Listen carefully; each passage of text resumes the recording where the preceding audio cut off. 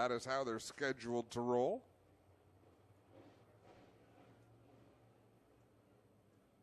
Kyle McKenzie, the flagman, with a green flag in his hand.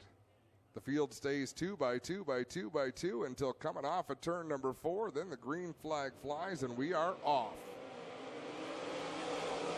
Haskell leads him down into corner number 1 in that bright orange and blue number 21H as he works it down the backstretch. Rayner back there in position number 2. Brad Othier up in the outside in that white and green number 1. That's the part of the racetrack they just groomed up there. It was real heavy, and they kind of smoothed it over with the Case IH equipment out there, and Othier just used it in 3 and 4 to great success as he challenges for the 3rd spot. Othier for quite some time has been the man to beat down in the Chatham area in the late model division, and here he is now working on the back end of Rayner as they come down the front stretch, trying to chase Haskell, who is squirted away from the pack. Big move to the inside for Brady Othier, and he drives like this. We've seen it many times before as we've got one crossed up in turn 2. That's Brad Simpson in the 44. I've watched Brad do this so many times. He'll drive a car so deep into the corner, you don't know how he's going to make it through, but he always seems to. It's like he just drives it as hard as he possibly can, and then he'll figure out the rest later. But 9 times out of 10, it seems to work out all right for him. Fire under the hood of one of the cars on the backstretch. As the Stan Zankin. Yep, Stan Zankin there, and safety crew on the scene. And I'm not sure if Stan even knew there was a fire until the fire truck almost parked on his air cleaner. But right in front of him, cuts him off. They'll look under the hood real quick and blast it. Never too old to spell 2 the wrong way. And if you're not watching the TV broadcast, you totally wouldn't get it. Am I wrong? I shouldn't even. Stan's right. You're never too old to come out and enjoy some racing. How many different types of race cars have we watched him race here, Greg, over the years?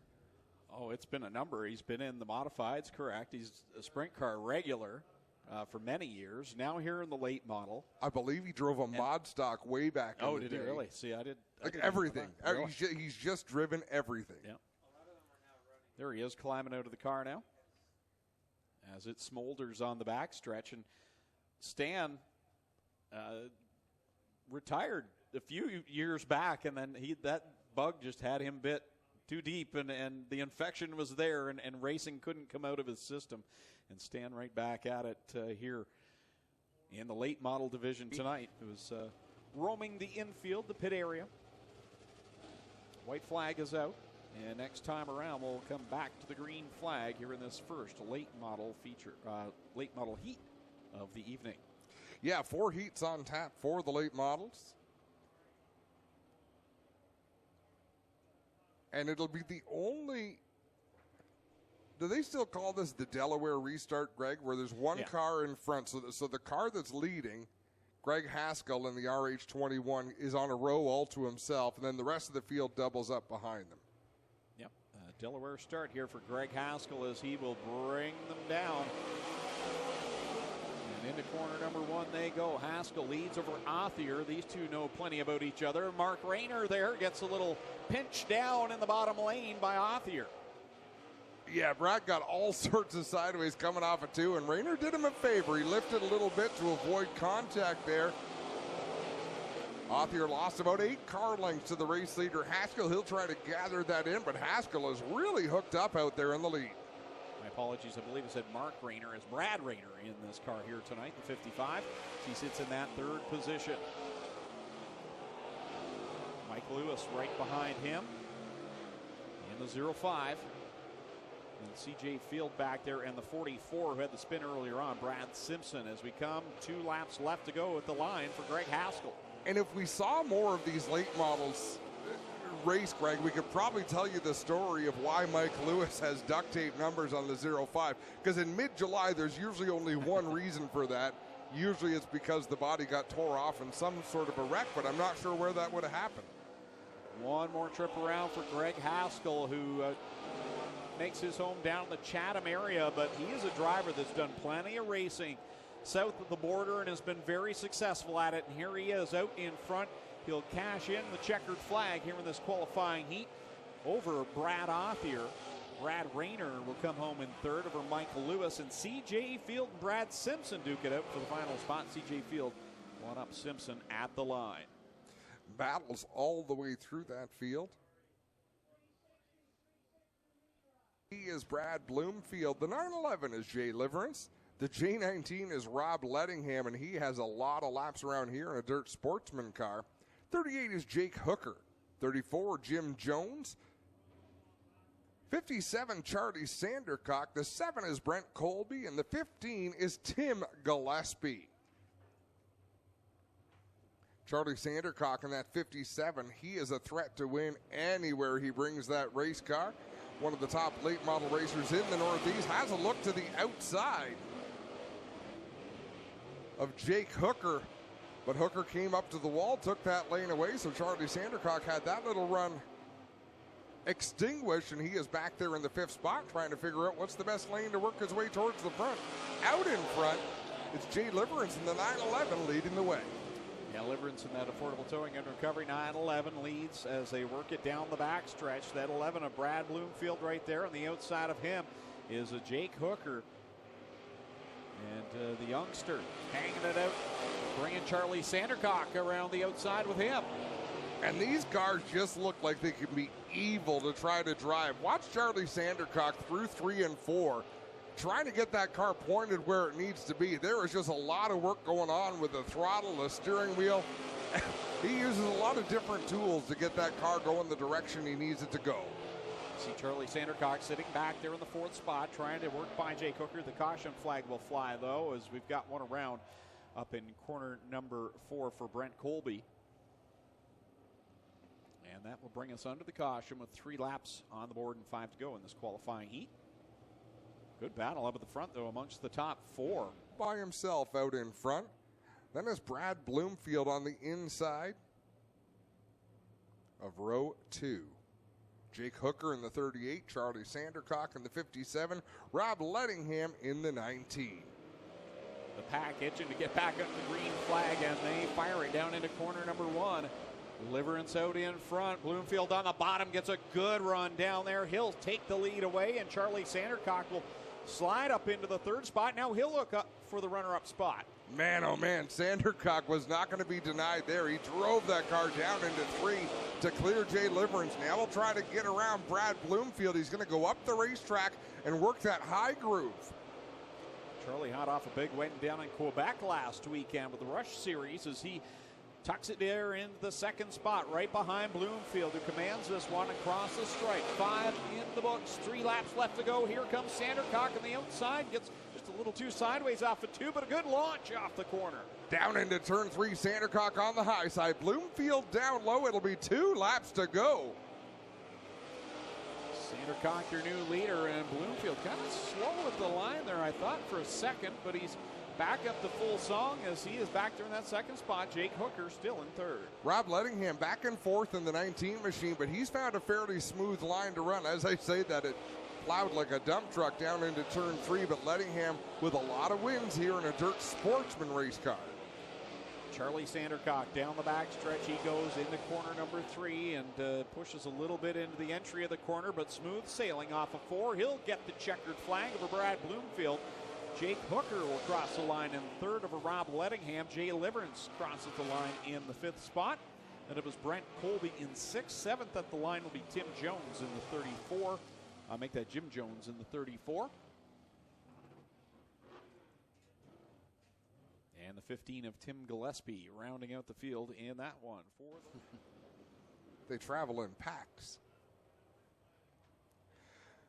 So the white flag is out. We'll come directly to green. Great field of late models on hand for this event. The pits are absolutely jam-packed. Green flag goes up in the air. Langedas goes squirrely off of corner number 4, and that allows Winfield to go around the outside, grab the lead down in 1 and 2. Working that outside. Oh, caution. Caution on that start. And I believe Doris Lajeunesse, is that a flat left rear tire? It's hard to tell from up here, but it sure looks it to me. Yeah, it does.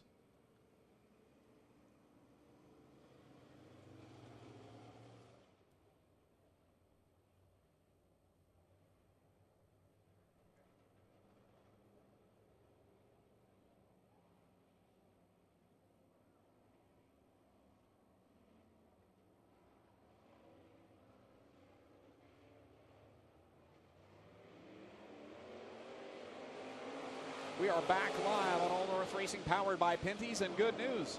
We're under green flag conditions. The track is packed and ready to go, and Brian Sudbury leads him down the backstretch. Wow, I think things might still be a little slick in certain spots out there, Greg.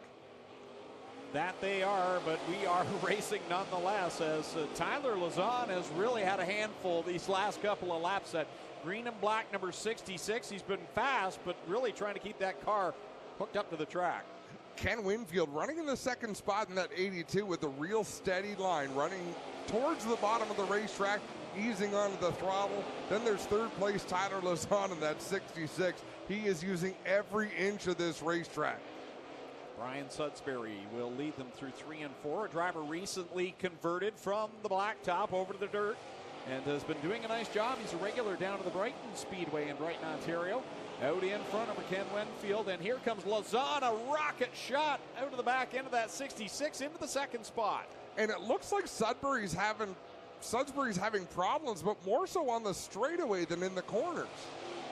It's like the engine, we can't hear very well up here in the tower, but yeah, he peels off into the pits. That engine is laying down on the 9 of Sudbury. Hopefully it's not a serious issue, but that big flume of smoke tells me it might be.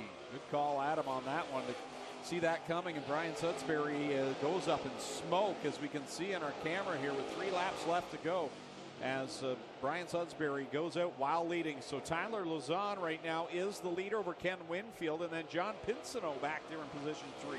2 laps to go in this late model heat race. Ken Winfield in second. I was going to say that's the closest battle on the racetrack, but it's really not. A few car lengths between him back to Pinsino, another few car lengths back to Jim Dale on the 00 as the white flag flies for Tyler Lazan. The most exciting thing going on right now is Tyler Lazan all by himself, but he is still wheeling that race car right to the edge, a little bit over and back again. When you can see the entire tread pattern through the wheel well, you know you've got the car turned sideways, but Tyler Lazan makes it work and picks up the heat race win, waves the hand and everything. He's a highlight reel himself. Look, Ma, no hands. Ken Winfield will come home in the second spot. John Pinsino third. Jim Dale Jr. back there in spot number 4. Then it was Jason Haskell and Mike Dale. Brian Sudbury credited for 7th, and Doris Lajeunesse in the 8th spot. Well, mosquitoes aren't going to be a problem up in turn number 2 for a little while. And it's created a bit of a bottleneck there as well, trying to get Brian Sudbury out of the way up there in corner number 2, the entry to the pit area. I'm curious at where all of the Speedway equipment is headed. All of the big equipment has just started moving around on the infield. And late model heat race number 4 is. The track has definitely widened up since the sprint cars were on the track for their qualifying heats. So it might take some of our visiting drivers by surprise how much usable racetrack there is next time they're on the track compared to what was there for the heats. Here we go, headed for green out of turn 4. Green is out, and Panaccio goes down into the lane there where McKenzie was and grabs a lead away. Now McKenzie kind of sails it up high, up in front of Craig Graham. Rob Pitts sneaks into the second spot. Of course, Pitts, he was put onto the Ashwegan Speedway Wall of Fame this year. He has run in every headline division we've ever had, from sprint cars to dirt sportsmen, now late models. And for Rob Pitts last year, trouble up in corner number 2 as the 62 car goes around, the 52 of Rick Cedar. And it looks like that will bring out the caution flag for Rick Cedar in the 52. As I was about to say, though, Rob Pitts last year in August, we had an open late model versus crate late model challenge at the start of the month. And Rob Pitts in the crate pulled out a stellar victory in that one, as we see the replay of just simple spin out there for Rick Cedar. And to explain it, if you're not familiar with the term, an open late model means you run a built racing engine from any number of race engine builders. A crate means you've bought the engine from a manufacturer, and they do it to control costs, and it's a sealed motor, so you really can't do much to it. It's called a crate motor. That's what it's delivered in. You drop it into the race car, and you. So he will slot back there in that second spot behind Sam Panaccio on his outside. Craig Graham in the 98. He and his son Brant Graham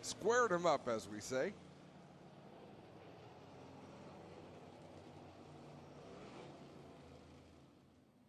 Then Tim Gillespie back there in the 15. Doris Lajeunesse in the 38 machine will restart in 5th. Jim Jones back there in the 34. And Rick Cedar, the last car on the track, the 52 machine, as Mike Dale and Dwayne Malott were involved in that last melee that has sent them to the pit area. And remember, it's the top 4 that'll get into tonight's feature event. Simpson pulls away on that restart. Zankin back there in spot number 2, feeling the pressure from the 7 of Brent Colby. Colby looking on the outside line. Oh, gets into the right rear of the 27Z of Stan Zankin. He's already got some damage on the front of that car, looking to add some more. Doris Lajeunesse with a big move in the 38, up to a transfer spot and looking for 3rd.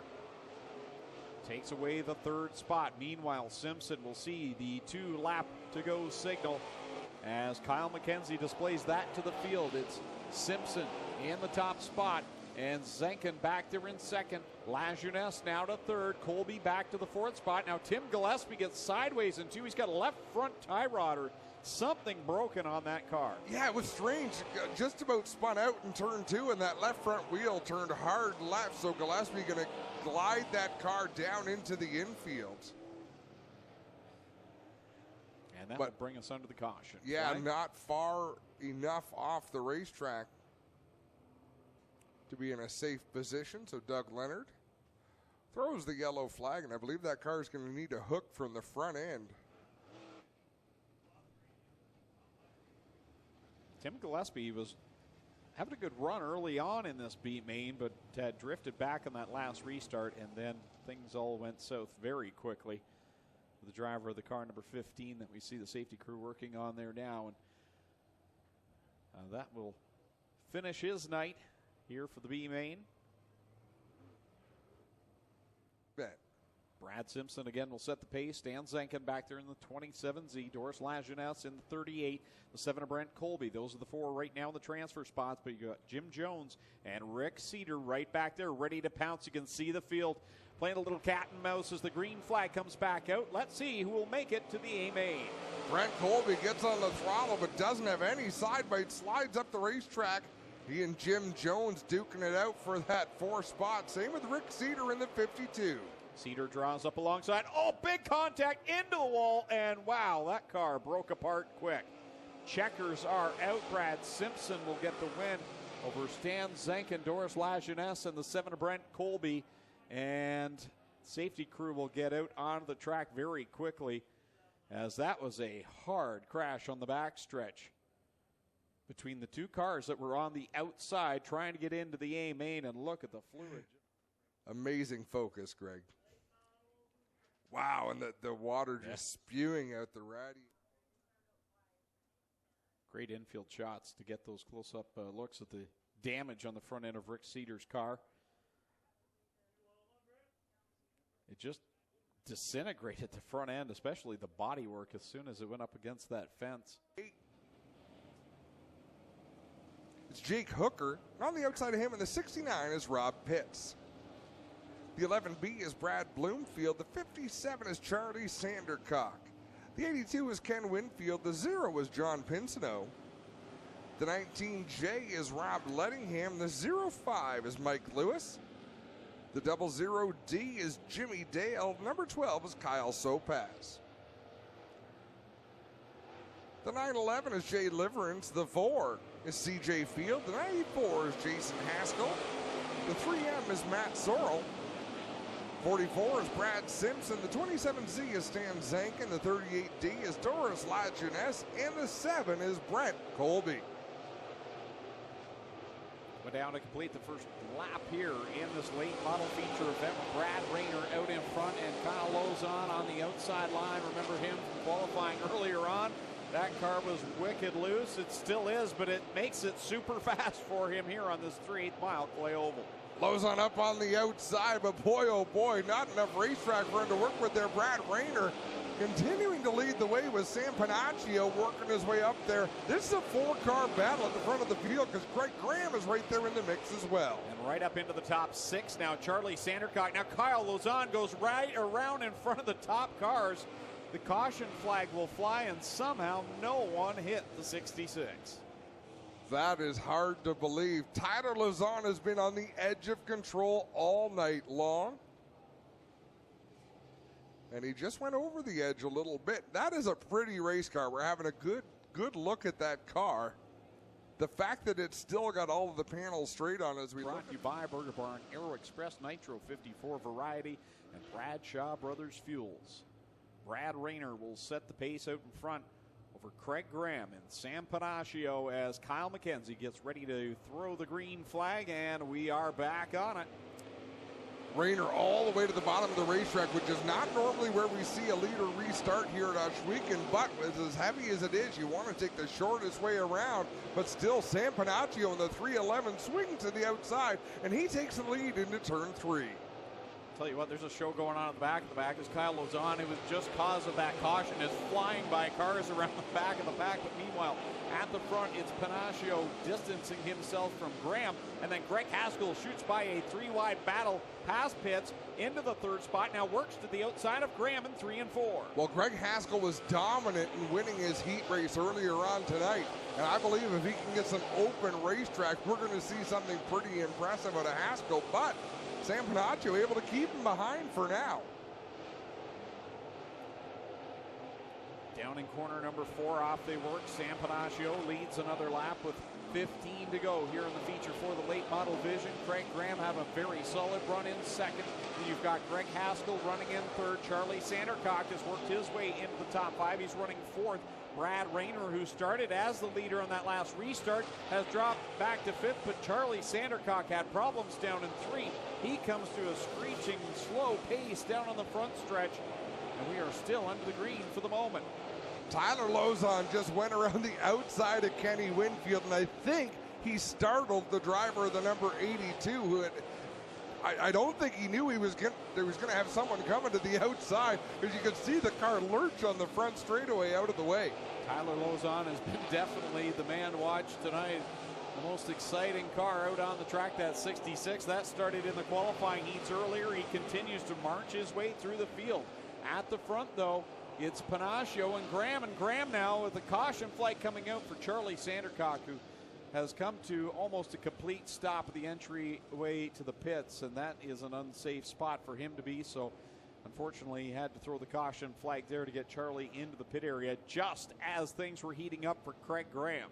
And I don't think that was Sandercock trying to draw a yellow. I think that was just a matter of that's where momentum brought that car to a stop, and he'll get pushed back into the pits, and we'll reset this field. Then Kyle Sopaz in the 12. Started fairly deep in the field at Sopaz, so he's been moving in the right direction since this race began. Back to the green flag with Panaccio, Graham, and Haskell. Cars fanning out off the 4th corner, back under the green flag. 8 laps complete, 12 to go. Panaccio with a good start, but Craig Graham to the inside. They're going to drag race down the back straightaway for the lead. Graham back in the bottom, just like he was before the yellow flag came out. Looks like we may have to have another one as Brent Colby is slow here on the front stretch. Everybody able to avoid Colby and roll out of the throttle. Precarious position for Colby in the 7. Looks like we'll need a push truck once again, and there's one on the way. Actually, there's 3 on the way. Colby gets the car fired Director now. Doug Leonard says we're coming to green next time. You can see the push vehicles all back on the warm-up track off of turn number 3. The sprint cars are up next, our final feature of the night. But we've still got a great one to settle here with the late model Sam Panaccio leading the way over Craig Graham and Greg Haskell.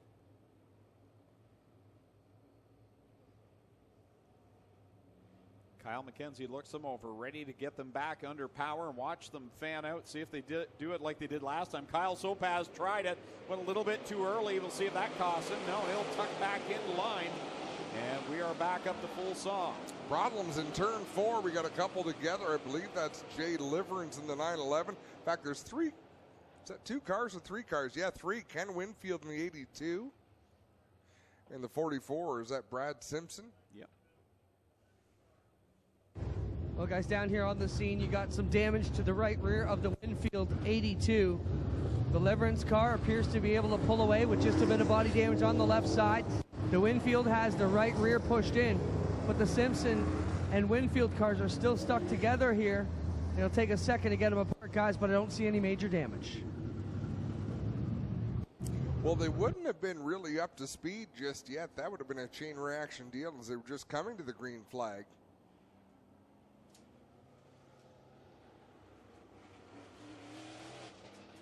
Hand signals being given from the safety crew to these drivers to let them know what's behind them or whether it's clear back. Panaccio up there with Craig Graham and Greg Haskell. Once again, Kyle Sopaz looks to that outside line and tries to get a run on Rob Pitts right in front of him.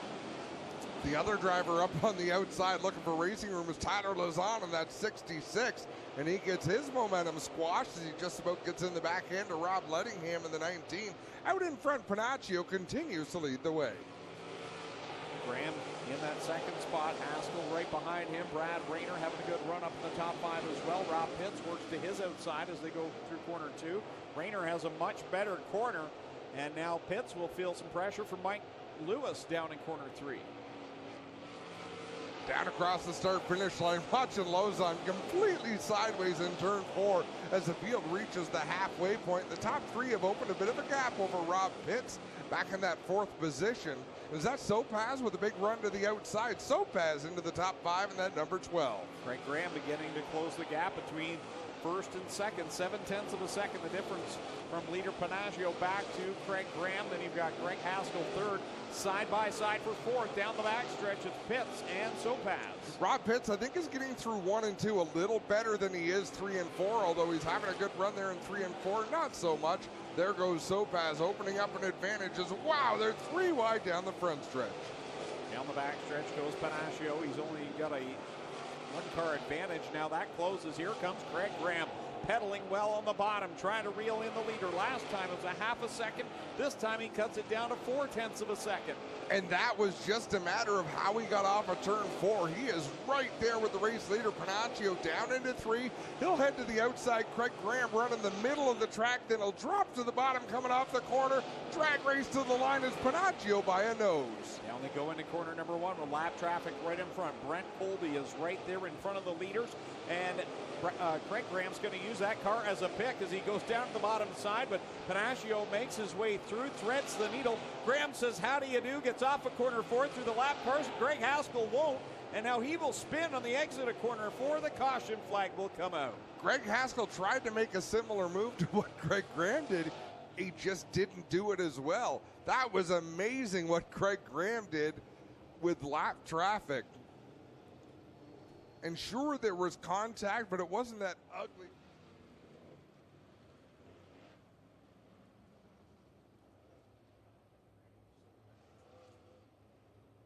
Tyler Lazan has worked his way back inside the top 10.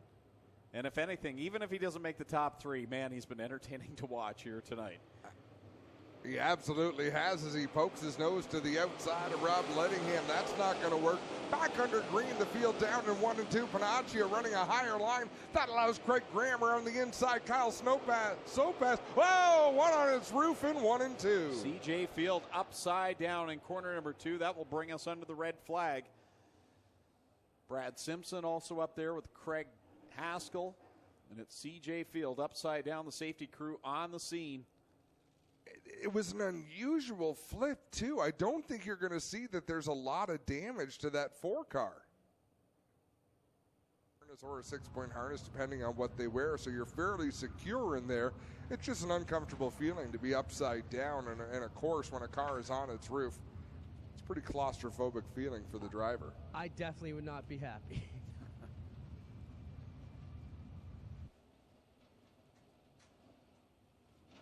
You can see that rear tire is just right full of mud.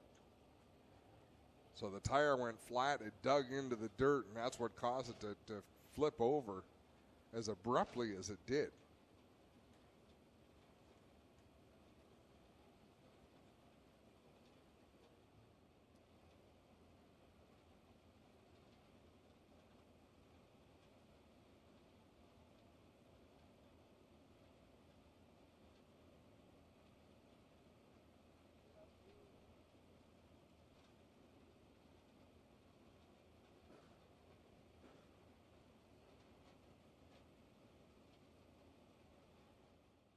Crashes. This is RE-X as in like a Tyrannosaurus Rex. With arms that short, you couldn't possibly drive a race car. We have to talk to this announcer who You gave wouldn't that be able nickname. to eat with arms that short. That'd be fun to watch. I'd find a way. Green flag back up. And here comes Kyle Sopaz on the outside. As they work down the backstretch, give Kyle Sopaz the second spot. And don't look now, but Tyler Lozon is flying on the outside. Yeah, he has done a lot of work tonight to get back to where he is. Oh, gets down into the 05 of Mike Lewis. I don't know how they didn't wreck down in one. They tried a couple of times. Here they come off of corner number 4. Sam Panaccio out in front over Kyle Sopaz. Craig Graham there in position number 3. Tyler Lozon, the drive of the night. He's had to come from the back after an early spin. He's up to 4th. I don't think he's done yet. 2 laps left to go. It looks like he's got the energy to make things happen out there as he runs in the 4th spot. But how about Kyle Sopaz?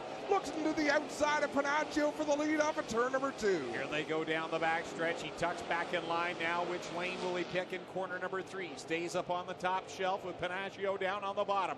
White flag is out. Sopaz rockets around the outside. What a pass. Almost like he was waiting for this last lap to make his move on the outside. Panaccio back to the bottom to challenge back for the lead. Door to door down at corner number 3. Can Kyle Sopaz do it again? Off of corner 4 they come. He rides the outside and will pick up the win. Kyle Sopaz beats Sam Panaccio at the line over Tyler Lozon. What a finish in that one. He tried it on the white flag lap. It worked, and he made it work a second time. What a move it was. And Panaccio didn't give up. He battled back on the inside. I'll tell you what, those 3 deserve to be down in Mr. Transmission victory lane here tonight. What a show they put on up front. Tip of the hat to Craig Graham as well. And that 98 car something out in the last couple of laps and made it work.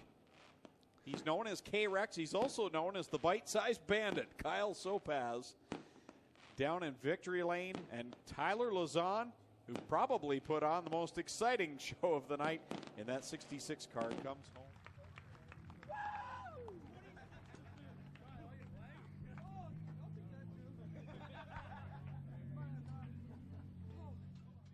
Kyle, what a run here tonight. Talk about that last lap pass coming at Sam at the finish. That was a hell of a race with Sam. We've had some battles pretty good here and there, and that's going to go down the record book between him and I. He always races me clean. I race him clean. It's just the way it goes between me and Sam. Hell of a run, brother. That was fun. Congratulations, Kyle. Thank you. He gets it done, ladies and gentlemen. Who do you want to thank? Got to thank all my sponsors, Lots and Lines Traffic Markings, Limestone Limousine, Vernon Bates Guide Service, Mayu Graphics, Ameritool, John's Equipment, I gotta have a look, KD Transmissions, Goodies Pizzeria, Gates Race Designs, Miko Construction, all my guys who do everything for me pretty well, except the final decisions, I guess. But they're a big help week in and week out in the shop and track. Cody, Mason, Chris couldn't be here. Shane, my dad, of course, he couldn't be here also. It's too bad, but I know he's watching at home. My girlfriend, my daughter, they're watching at home too. This is awesome. Thank you. Nah, well, I was hoping I could have held on for that last 3 feet, but I mean, to come here and with the competition and finish second, I got no qualms with that, and hats off to Kyle. He ran me clean, and we gave her all we had. We just came up short. Good job there. Move over here, Tyler Lazone. Tyler, you were probably the most exciting guy to watch here tonight, up on the outside, just power hailing around. How about that reception from the fans? What do you want to say to the fans here tonight? Hey, this is one hell of a racetrack, and I'll be back for sure. Congrats on third. You really came back from the pack. Tough sledding there through the middle. It was, we had a rough year. Did one race so far this year, blew up, just got the motor back, and it's got a lot of power, so we had to move up top, and we were making our way to the front. Ran out of time. Good job, Tyler. How about a hand for our top three tonight, ladies and gentlemen? Your winner, Kyle Sopaz, Sam Finaccio, and Tyler Lazone in our late model open here on All North Racing Highlights.